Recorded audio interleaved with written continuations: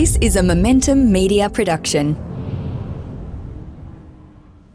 Nerd alert! Property Nerds, the home for data-driven property investors, where we uncover Australia's hot and cold markets, latest headlines and trends.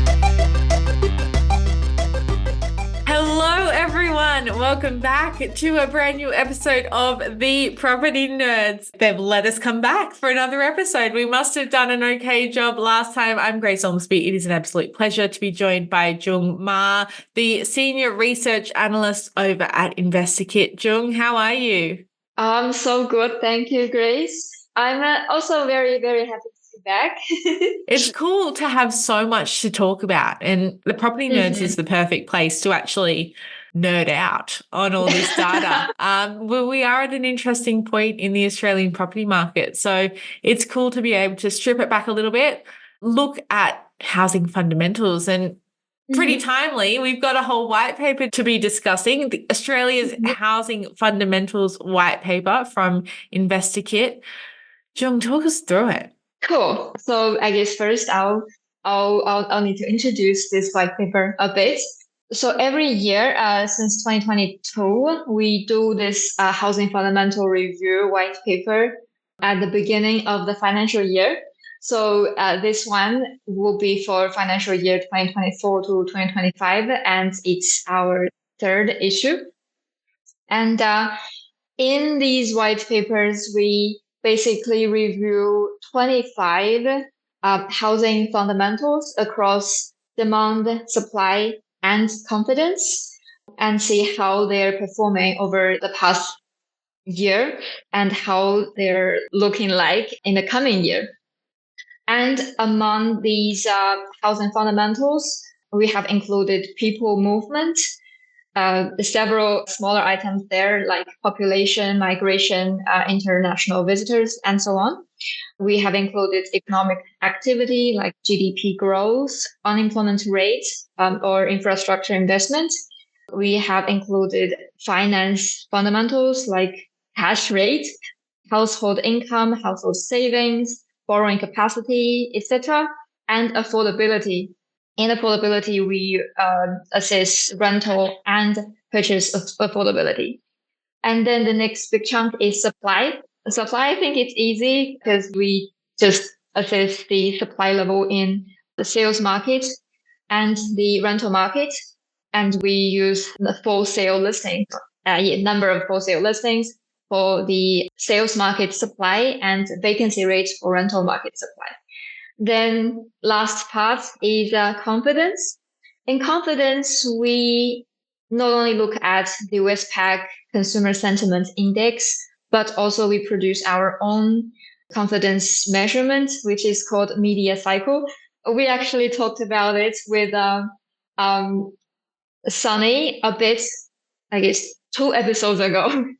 Yeah, they do make a very similar measurement in the RBA. They call it a news sentiment index. So that is a media cycle. And then at the same time, we also look at government interventions on the property market to see if they support the property market or is trying to suppressing it. Cool. So that is the fundamentals we examine every year. And besides that, we also examine the market pressure in the sales market and rental market in the 8 capital cities and the 25 most populated regional cities. So that is basically what we are doing with this white paper. No wonder you're so busy all the time, because this is a lot of information and a lot of data going into one central source, which is so cool. You know what it does remind me a little bit of when you get your report card at school halfway through the year or at the end of the year, and especially in high school where you've got 10 different subjects that you're doing. Maybe that might be a little bit too many, 7 or 8 subjects. And all the teachers had to put in their own comments, track how you were doing in that. And then it would all be put against everyone else. Yeah. Wow. There's a lot here. But it is very cool, especially if you're looking at the same indicators year to year, because you can track what's happening. Right. And that's obviously one of the aims of this report. So we'll get to what this year's report and unpack some of that in a little bit. But how has it been to compare what's going on year to year? Have you seen some big changes? Like it hasn't been that long, really, in the scheme of things, since 2022. Yeah. But at the same time, it does feel like so much has happened in property over that period. Yeah, over the 3 years, what we see is actually, last year it declined a bit because of the increasing cash rates and decline in consumer sentiment. But this year we do see an improvement on top of last year. While the sentiment is still low, it's not really improving significantly.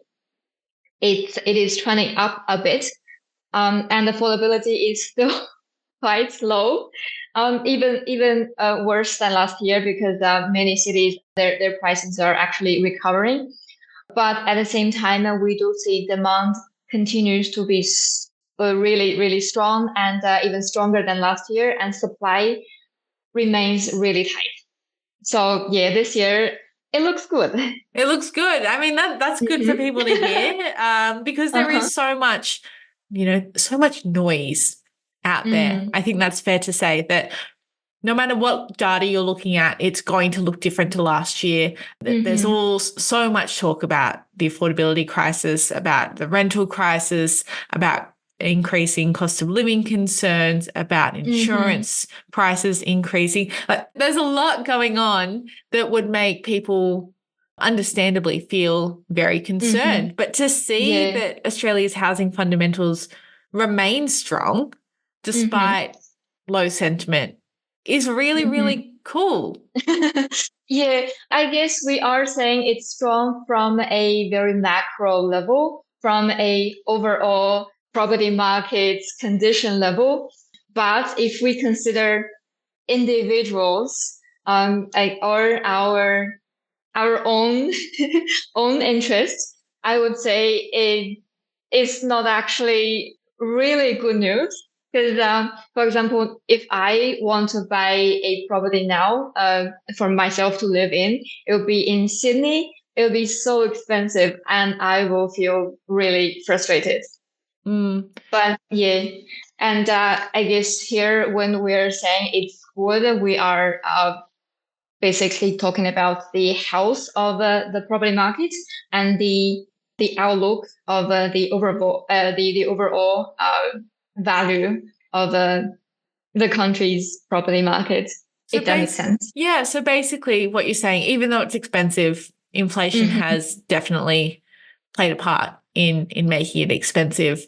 It's not likely to collapse anytime soon. Anyone that still is interested in the property market, it's not like you're buying at a really, really high rate to then see it all crumble tomorrow, because there's all these fundamentals that are in place that are ensuring and underpinning it continuing to stay up there. Is that exactly? Okay, so I mean that means that that's good news, because investors are usually out there, they're looking for opportunities, and when you hear all this noise and all this sentiment that is poor, you kind of go, well, maybe I shouldn't strike. Maybe I need to wait a bit longer. It's not the time to do it because it's a little bit tentative. But what is it? 16 out of 25 of the housing fundamentals within the list are either strong or somewhat strong. With the 9 that aren't, those that are very linked to inflationary pressures. And we would expect. Wow. And is that across the country? Yes, we analyze everything on the national level. It's, at least for these fundamentals, we are not looking at specific states or cities. Okay. So, I mean, people still need to definitely do their due diligence. We're not saying that this is the be all and end all of everything is great, go for it. But when people are looking at so much data, it can be hard to work out how to balance all of these 25 factors. There's a lot of factors in there. But there are. Cool. So really, we're doing better than we were doing at this point last year, Jung. What then is the expectation from here. So we're at a good solid point at the beginning of the 2025 financial year. Easy to say, oh, well, that means it's going to continue. But what are you expecting with all the analysis that you have done and the data that you can see? Is this a position that is likely to hold given how much, I guess, volatility we have seen over the past 3 to 4 years, really? For the coming, I think for at least in the coming 1 or 2 years, the strong landscape won't change too much. What I mean is, continue to be strong. And in the coming year, especially, we don't expect demand to decline with all the overseas migration coming in. And we do not expect supply to be loosening up because the overall number of listings and the completion rate of new houses are both quite low. And we might be seeing, or I guess we can expect confidence to improve actually, because as the inflation goes down after the discussion with Arjun, we agree that the next rate cut would still probably happening in the end of 2024 or early 2025. So that is less than 1 year from now. With the rate cut, I guess many things will happen. One is people's borrowing capacity will be improved. Two is, I guess, combined with the decline in inflation, household saving rate will be also improved. Affordability-wise, both the rental and mortgage affordabilities will be improved as well. And then overall consumer sentiment will be improving. So the rate cuts will play a very important role in the coming year, I guess, as an influencer of the overall fundamentals of the property market. So we see, I guess, in summary, we see improvement in confidence and overall improvement in the housing fundamentals. Okay. So no rate hikes then, Jung? Well, that is good news for a lot of people that would be listening. I feel like it's safe to say that a lot of people would have been feeling the pinch when it comes to the rate hike movement, the cycle that we've been in for a while. And while a while ago, I think everyone did think that it was stabilizing, there wouldn't be much more movement upwards. Then we sort of got the latest inflationary figures and everyone went a little bit, oh, maybe that's not the case. But very cool to hear that you think that we're still at the height of this market movement. Obviously, we're all crystal ball gazing here. As much as it's just our expectation. Yeah, like you wish you could see the future, you can't, but it's obviously coming from a very strong grounding in analysis of the wider economy and not just how it relates to the property market. But consumer confidence going up. What does that then mean for the markets and what happens within the markets? And improvements in confidence, I believe first it'll lift buyers' demand as people can borrow more and they are willing to spend more on I guess bigger items like a house or property, and that is one of the influences, a lift in demand. And then it will also lead to a lift in supply, actually, because I do believe it will stimulate market mobility a bit, as I guess some owners might want to either upscale or downscale their current residence with I guess price increase. More owners would be willing to transact again. Then as investors are attracted back to the market, rental supply will be improved as well to improve rental affordability. So yeah, that is, I guess, the influence of confidence improvement in demand and supply. Wow. So I guess that makes sense. Yeah, does that make sense? Really a lot of flow-on effects that will be all positive towards the back end of this year. Do you think we'll see the material impact, bearing in mind that we're in winter now? It's traditionally a very slow period of time for Australian real estate. Spring does tend to be the busiest, followed by autumn. Do you think this spring is when we will see some of those effects, or is that a little bit too early still to tell? Are we waiting for the rate decisions to filter through? Yeah, I guess it might be a bit too early to tell. Because spring, it'll be September, October, right? Yeah, it might be a bit early to say now. Yeah, well, I guess we'll see how RBA says in their August monetary policy review. And then we'll need more time to monitor the inflation and see how it goes. If it's reaching the 2 to 3% targets fast or still slowly moving. Yeah, so we need more time. Time will tell. But that brings me to another interesting part of this white paper, Jung, around the market pressure that is being seen. There's been a lot of chatter around Perth having very, very low levels of supply, very short time on market. I think it's something that we're still seeing across the rest of the country as well. Like it's been very much an issue just when you don't have many rental vacancies anywhere, but then looking to the actual sales side of things, market pressure is a really big part of this white paper. And I'm really curious to get you to unpack a little bit more about what it means and what investors can take away as important data points there.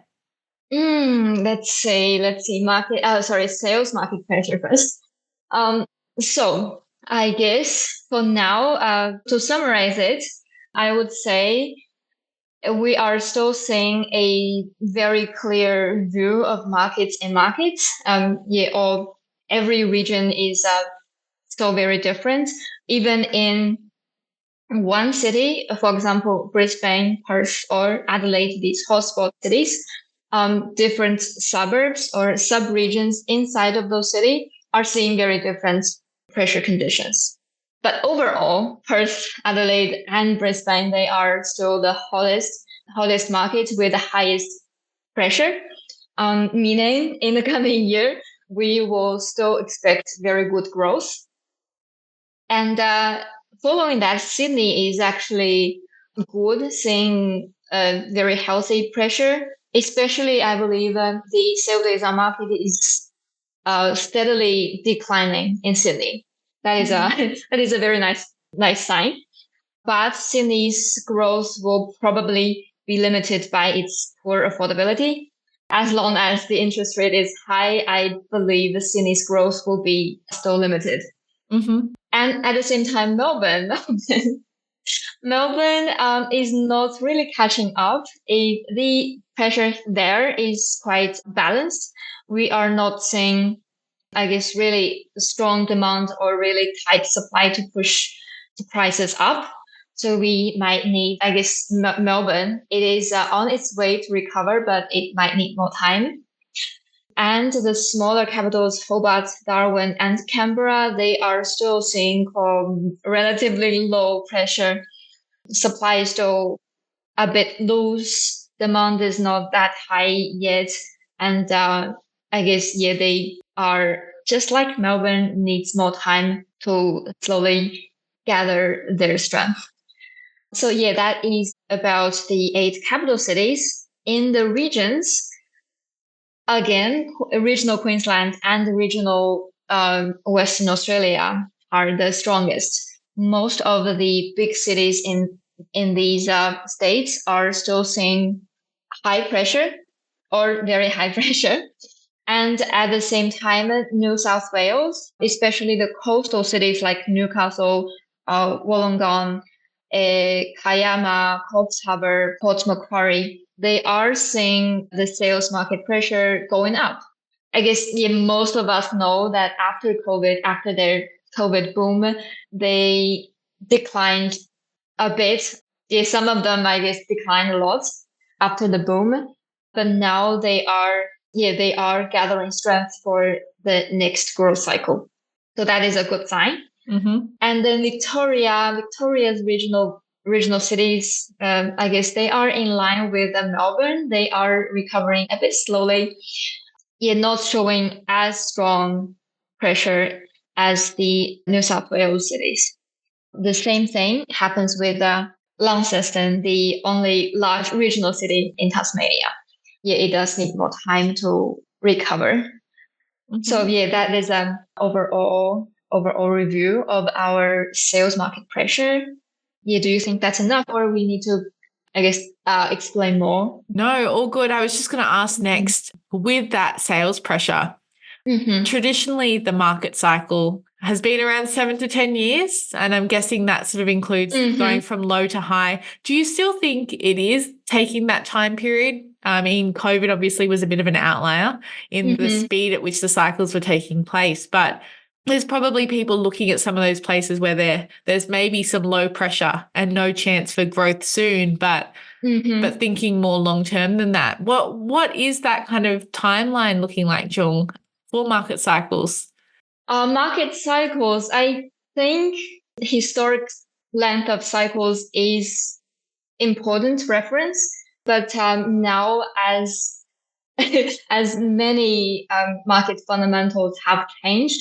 For example, we are seeing the highest level of overseas migration as well as internal migration in history, I believe.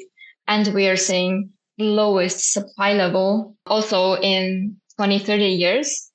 And we are seeing a huge wave of infrastructure investment in almost all cities, including capitals and regional cities.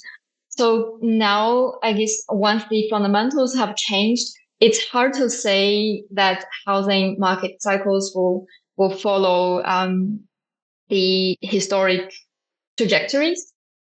I guess it is hard to predict how many years market cycles will be, but what we can do, and I do think this is a good way to see market growth prospects, is to keep an eye on the market pressure. For example, their inventory levels, their days on market, their number of people being interested in this area compared to the number of listings they have to offer. Yeah, all these indicators will tell you if the market is recovering from its last decline, or it is still being quiet, gathering strength. I guess that is the most effective way, instead of sticking to the historic record of market cycle length.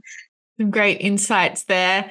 And Jung, I know you've done the same kind of review of market pressure, but on the rental side. And what's interesting to me is how different both of these markets kind of are looking when they're all indicators. It's really fascinating to see the differences occurring here, because it does show that maybe there's some more investment opportunities, even where market pressure isn't necessarily strong on the sales side of things. Investors are still getting really, really good returns and have, a choice of tenants to choose from.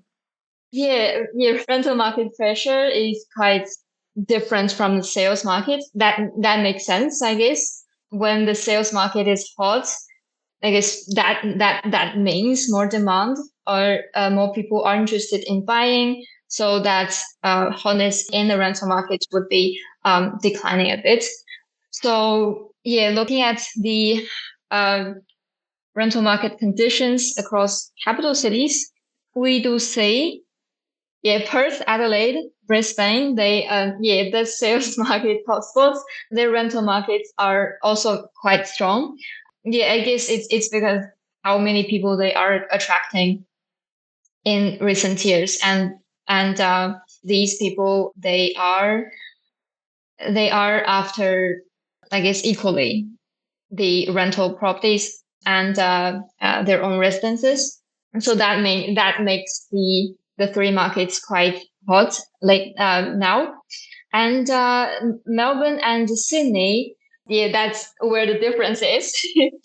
Their sales market pressure are not as high as those three hotspots, but their rental market are so hot. I guess most likely it's because of the large number of overseas migrants, including students and skilled migrants. That pushed the rental markets high. And then the smaller capital cities, Darwin, Canberra, Hobart, their rental markets are in line with their sales markets. Not too hot recently, not seeing much growth. I believe one of these, I think Hobart is still seeing quite a flat line in its rental prices. Mm-hmm. And in the regions, Western Australia, Queensland, they are still the hot markets. I guess the job markets are strong in these regions, and people just moving there for job opportunities. And when they go, they would probably rent first instead of buying. So for these people, for this type of I guess internal migrants, rental market is quite important. I guess rental properties are quite important, and they are pushing the rental market high there. Then the coastal cities or the large cities in New South Wales. Yeah, I always tend to say coastal cities to refer to New South Wales as regional hubs, because most of the large cities in New South Wales are actually along the coastline. So all these regional cities, they are seeing a bit of a cool down in their rental market. Last year, many of these cities are seeing really, really low vacancy rate, like 0.5 or even less. Now, most of them are seeing really balanced rental pressure, meaning that in the coming year, I guess rental surge or rental price growth will not be as high as before. That's good news for renters there for sure. And the same thing happens in Victoria. The rental pressure there are now quite balanced. So in the coming year, I guess we can expect moderate rental growth, putting less pressure on renters. Oh, but about Victoria, one thing I would like to mention is the leaving of investors because of all the policies against property investors. The leave of investors might lead to a decline in rental supply, and that may play a role in boost rental prices in the Victorian cities. That is, I guess, one thing we want to monitor. Mm-hmm. Junge, I'm curious for investors who are looking at this white paper and gaining some incredible insights from it. If they are using really their heat maps, aren't they, of Australia, looking at both rental market pressure and at the sales market pressure, how can they overlay them together to almost, make more informed decisions? Mm-hmm.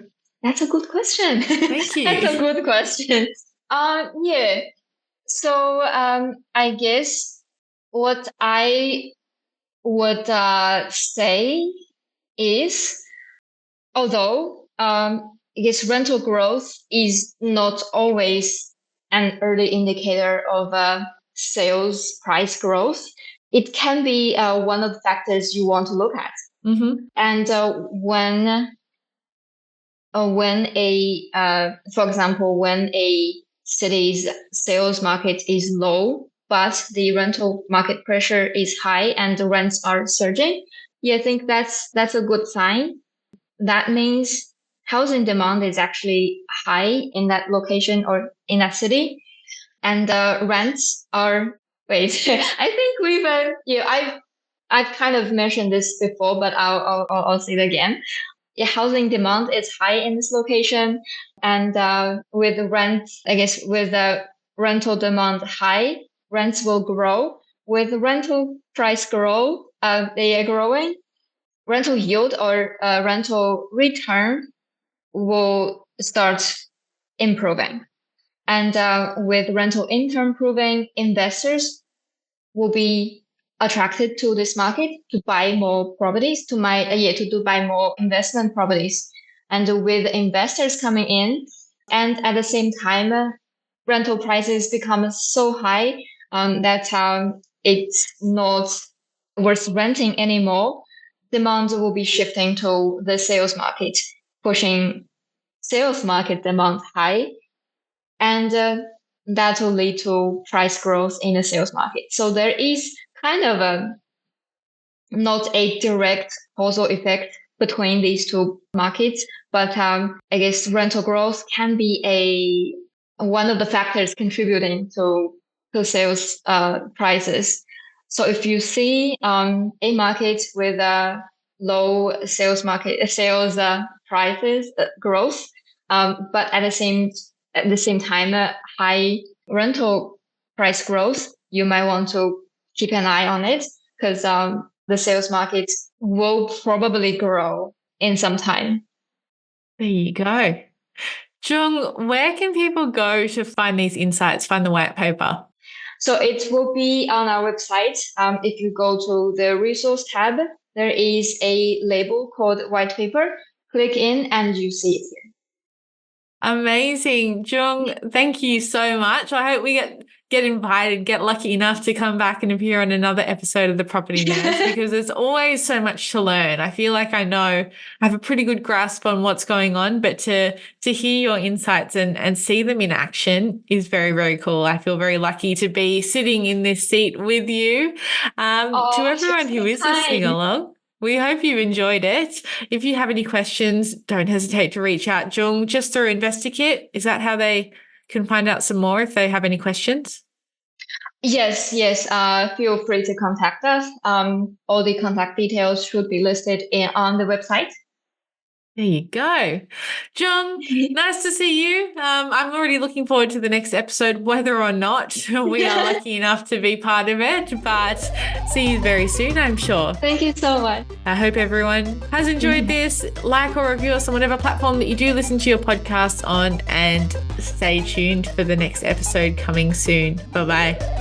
The information featured in this podcast is general in nature and does not take into consideration your financial situation or individual needs and should not be relied upon. Before making any investment, insurance, tax, property or financial planning decision, you should consult a licensed professional who can advise whether your decision is appropriate for you. Guests appearing on this podcast may have a commercial relationship with the companies mentioned.